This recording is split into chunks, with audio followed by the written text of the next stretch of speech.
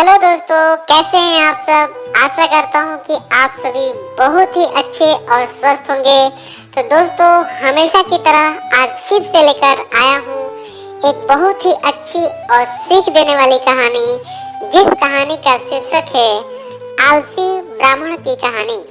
तो आइए सुनते हैं इस कहानी को और देखते हैं कि इस कहानी से हमें क्या सीख मिलती है। तो चलते हैं कहानी की तरफ। एक बार की बात है, एक गांव में एक ब्राह्मण रहता था। वह सुबह उठता, नहाता, पूजा करता, खाना खाता और फिर सो जाता था।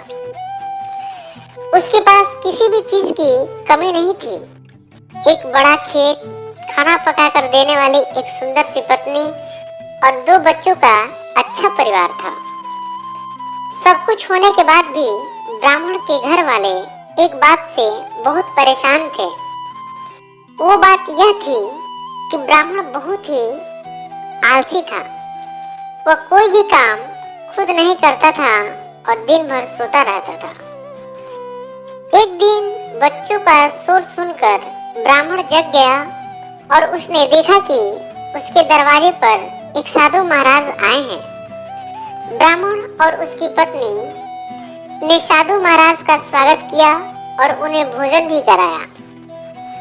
भोजन के बाद ब्राह्मण ने साधु की खूब सेवा की। साधु महाराज उनकी सेवा से बहुत प्रसन्न हुए और उन्हें वरदान मांगने के लिए कहा। ब्राह्मण ने वरदान मांगा कि मुझे कोई भी काम न करना पड़े और मेरी जगह कोई और काम कर दे। तब साधु उसे वरदान में एक जिन देते हैं और साथ ही में यह भी कहते हैं कि जिन को हमेशा व्यस्त रखना। अगर उसे काम नहीं दिया तो वह तुम्हें खा जाएगा। वरदान पाकर ब्राह्मण मन ही मन बहुत खुश हुआ और साधु को आदर के साथ विदा किया।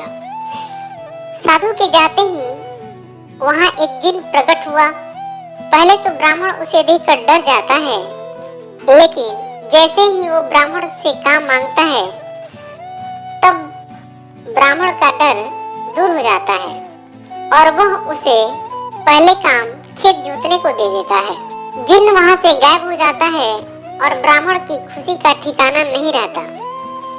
कुछ ही देर में जिन फिर आ जाता है और बोलता है कि खेत जोत दिया, दूसरा काम दीजिए। ब्राह्मण सोचता है कि इतना बड़ा खेत इसने इतनी जल्दी कैसे जोत दिया। ब्राह्मण इतना सोच ही रहा था कि जिन बोलता है कि जल्दी मुझे काम बताओ, नहीं तो मैं आपको खा जाऊंगा। ब्राह्मण डर जाता है और बोलता है कि जाकर खेतों की सिंचाई करो। जिन फिर वहां से गायब हो जाता है और थोड़ी ही देर बाद वो फिर आ जाता है। जिन आकर बोलता है कि खेतों की सिंचाई हो गई, अब अगला काम बताइए। ब्राह्मण एक एक कर सभी काम बताता जाता है और जिन उसे चुटकियों में पूरा कर देता है। ब्राह्मण की पत्नी यह सब देख ही रही थी और अपने पति की आलसीपन पर चिंता भी कर रही थी। शाम होने से पहले ही जिन सभी काम को कर देता था। सब काम करने के बाद जिन ब्राह्मण के पास आ जाता और बोलता कि अगला काम बताइए, नहीं तो मैं आपको खा जाऊंगा। अब ब्राह्मण के पास कोई भी काम नहीं बचा जो उसे करने के लिए कह सके। उसे चिंता होने लगी कि वह अगर उसे काम नहीं देगा तो जिन उसे खा जाएगा और वो बहुत डर जाता है। जब ब्राह्मण की पत्नी अपने पति को डरा हुआ देखती है तो अपने पति को इस संकट से निकालने के बारे में सोचने लगती है। वो ब्राह्मण से बोलती है कि स्वामी, अगर आप मुझे वचन देंगे कि आप कभी आलस नहीं करेंगे और अपने सभी काम को आप खुद करेंगे, तो मैं इस जिन से आपको छुटकारा दिला सकती हूँ। इस पर ब्राह्मण सोचता है कि पता नहीं ये क्या काम देगी और कैसे मुझे इस जिन से छुटकारा दिलाएगी।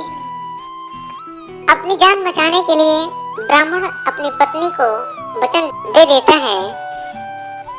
इसके बाद ब्राह्मण की पत्नी जिन से बोलती है कि हमारे यहाँ एक कुत्ता है, तुम जाकर उसकी पूंछ पूरी सीधी कर दो।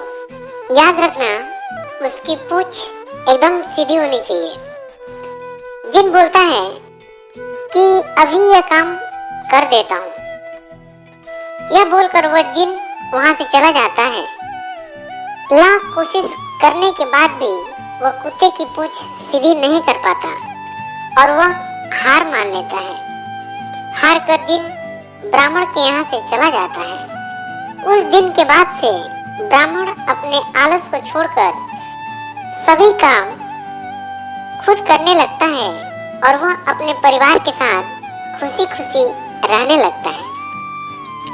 Moral of the story. दोस्तों, इस कहानी से हमें यही सीख मिलती है कि हमें कभी भी आलस नहीं करना चाहिए। आलस करने से हम मुसीबत में फंस सकते हैं। इसलिए हमें आलस छोड़कर अपना काम खुद ही करना चाहिए। Thank you. तो दोस्तों, इस कहानी को सुनने के लिए बहुत बहुत धन्यवाद। दोस्तों, अगर ये कहानी आपको अच्छी लगी तो इस कहानी को आप लाइक करें, शेयर करें। साथ ही साथ अगर आप चाहते हैं कि ऐसे ही प्रेरक और सीख देने वाली कहानियां सुनते रहें और अपने बच्चों को भी सुनाते रहें जिससे उनका मानसिक विकास हो सके, तो आप मेरे इस चैनल को सब्सक्राइब कर लें और साथ ही साथ बेल आइकन को भी प्रेस कर लें ताकि मैं कोई भी इंफॉर्मेटिव वीडियो अपने इस चैनल पे अपलोड करूं जिसका नोटिफिकेशन आपको सबसे पहले मिले। तो दोस्तों, अब आपसे विदा लेता हूं और मिलता हूं एक नए कहानी में। तब तक के लिए जय हिंद, जय भारत।